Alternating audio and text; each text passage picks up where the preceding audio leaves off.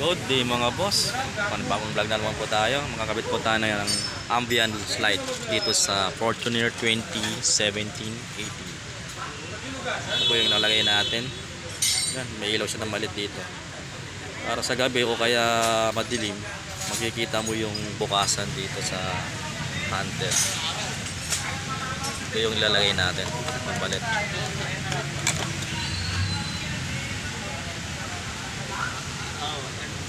Nagkaroon siya ng ilaw.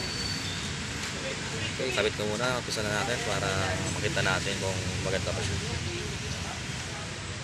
Ito yung kakabit natin. LED na rin yung ilaw niya. Ambience light. Yung kabila. Ayan, nalagyan natin yan. Saka yung sa likod. Ayan, plug and play lang siya. Walang putulin na wire. Ayan, apat ko. Wala tayong puputulin na wire, plug and play lang siya.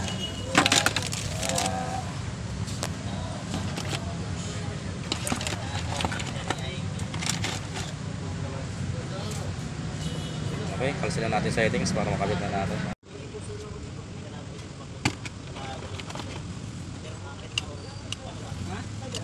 Okay.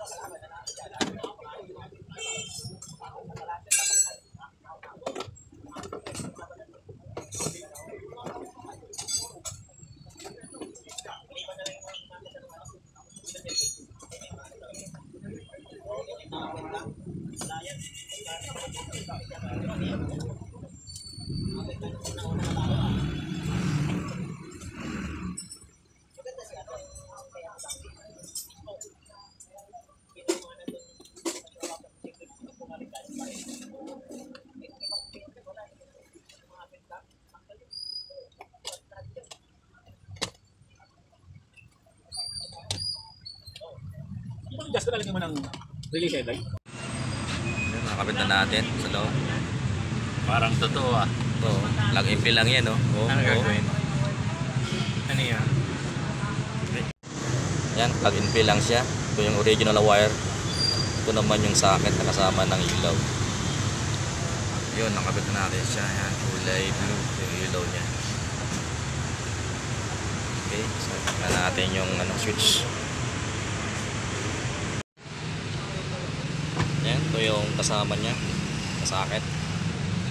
Sasalpak lang natin dito yan.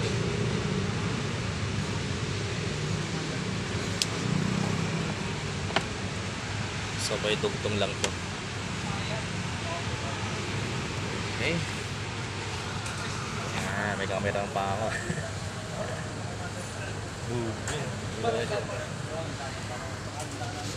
Galing ah.